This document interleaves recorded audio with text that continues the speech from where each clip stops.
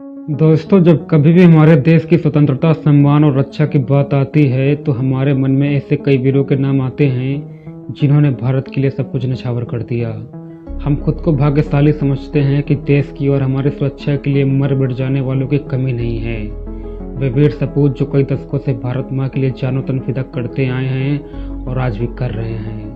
वहीं जब कभी भी 1999 के कारगिल संघर्ष की बात उठे तो कैप्टन मनोज पांडे की तस्वीर आंखों के सामने आ जाती है। कहा जाता है कि मनोज पांडे ने जन्म ही भारत माँ के लिए शहीद होने के लिए लिया था। 24 साल का वह जवान जो सेना में परमवीर चक्र लेने के लिए ही भर्ती हुआ था।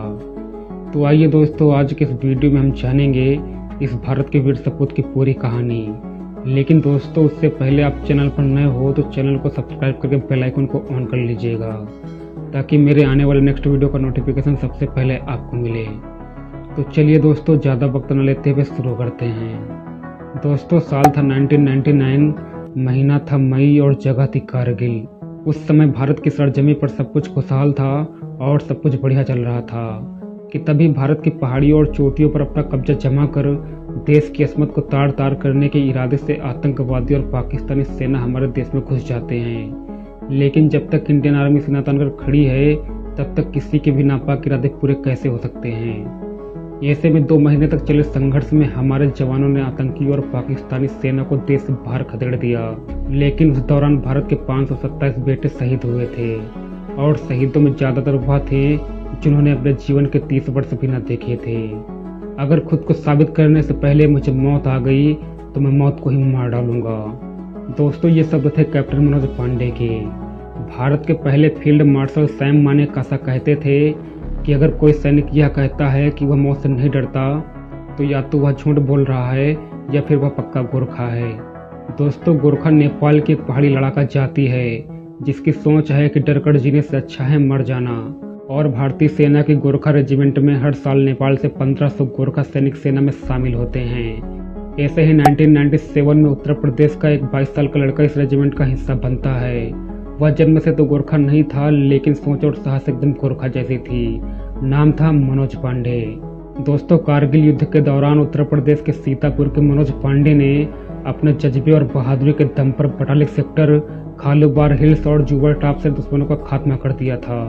दोस्तों, मनोज पांडे जब छोटे थे तो उनकी माँ अक्सर उन्हें वीर क्रांतिकारियों की कहानियां सुनाया करती थी और यहीं से मनोज पांडे के अंदर देश प्रेम ने जन्म लेना शुरू कर दिया था। अब उन्होंने ठान लिया था कि जिएंगे तो देश के लिए और मरेंगे तो देश के लिए।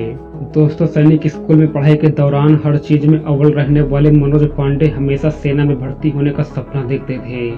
उनके स्कूल में कोई सैन्य अधिकारी आ जाए तो उनकी खुशी का ठिकाना नहीं रहता था। उन्होंने एनडीए का एग्जाम क्लियर किया और पुणे में ट्रेनिंग ली और इसके बाद उनकी पोस्टिंग हुई 11 गोरखा राइफल्स की पहली बटालियन में और पोस्टिंग मिली श्रीनगर में। दोस्तों, इसके 2 साल बाद 1999 में मनोज पांडे ने अपनी मां से वादा किया था कि 25 जून को जन्मदिन पर घर आएंगे। लेकिन मई में दुश्मनों ने देश पर हमला कर दिया और ऐसे में सेना की सबसे आक्रामक रेजिमेंट गोरखा राइफल्स को जिम्मेदारी सौंपी गई कि बटालिक सेक्टर, खालूबार हिल्स और जुपर टॉप को खाली कराया जाए। और तभी कारगिल युद्ध शुरू होने की वजह से मनोज पांडे ने अपनी छुट्टियां रद्द करा दी और 3 जुलाई को मनोज पांडे को एक बहुत बड़ी जिम्मेदारी सौंपी गई और उन्हें खालूबार हिल्स को दुश्मनों के कब्जे से छुड़ाने को कहा गया और इस मिशन से पहले ही उन्हें लेफ्टिनेंट से कैप्टन बनाया गया। दोस्तों, इस युद्ध के दौरान भीषण ठंड थी, ऐसी ठंड जो आपका खून जमा सकती है। बताया जाता है कि मनोज पांडे ने अपने राइफल के ब्रिज ब्लॉक को अपनी ऊनी मोजे से ढक रखा था ताकि वह ठंड में जाम न होने पाए। हालांकि उस समय तापमान 0 से काफी नीचे जाने लगा था लेकिन सैनिकों की वर्दी पसीने से तरबतर थी क्योंकि वे हिल्स पर सीधी चढ़ाई चढ़ रहे थे। दोस्तों, युद्ध के मैदान पर जाते समय हर सैनिक के पास 1 लीटर की पानी की बोतल थी लेकिन आधे रास्ते में ही सारा पानी खत्म हो गया और चारों तरफ बर्फ ही बर्फ थी। लेकिन उसे खाया नहीं जा सकता था क्योंकि बारूद की वजह से वह खराब हो चुकी थी। ऐसे में बताया जाता है कि कैप्टन मनोज पांडे अपने सूखे होठों पर जीभ गिराते रहे लेकिन पानी की बोतल की तरफ देखते नहीं थे क्योंकि बोतल में सिर्फ 1 घूंट पानी बचा था और मनोवैज्ञानिक कारणों से वह चाहते थे कि पानी की 1 घूंट को वह मिशन के अंत तक बचा कर रखेंगे। दोस्तों, हड्डियां गला देने वाली ठंड में कैप्टन मनोज पांडे अपने commanding officer colonel Lalit Roy और अपनी बटालियन के साथ आधी रात में ही खालूबार हिल्स की तरफ बढ़ रहे थे कि तभी 1600 फीट ऊपर दुश्मन ताक लगाए बैठे थे और उन्हें आता देख फायरिंग शुरू कर दी। इसके बाद बटालियन को 2 हिस्सों में बांटा गया और एक का नेतृत्व तो कर्नल ललित राय कर रहे थे और दूसरे का कैप्टन मनोज पांडे। मनोज पांडे ने सोचा कि सुबह होने से पहले ही दुश्मनों का खात्मा करना जरूरी है। ऐसे में बिना रुके बिना डरे वह अपने सैनिकों के साथ आगे बढ़ते गए और दुश्मनों के बंकरों को नष्ट करते गए। इस दौरान आतंकी हमले में वह बेहद गंभीर रूप से घायल हो गए थे। उनके कंधे पर गंभीर चोटें भी आई थी। ऐसे में सैनिकों ने उन्हें कहा कि अब केवल एक ही बंकर बचा है, आप यहीं रुकिए, हम उसे खत्म करके आते हैं।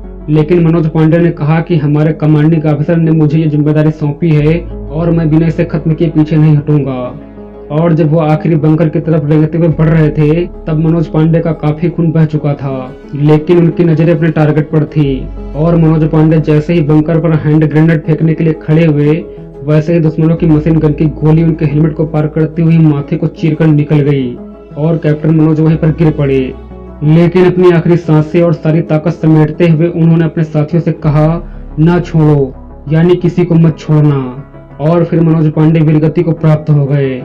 दोस्तों, ऐसा था हमारे भारत का वीर सपूत गोरखा मनोज पांडे और इन्हीं बहादुरों की वजह से आज हम सब सुरक्षित हैं।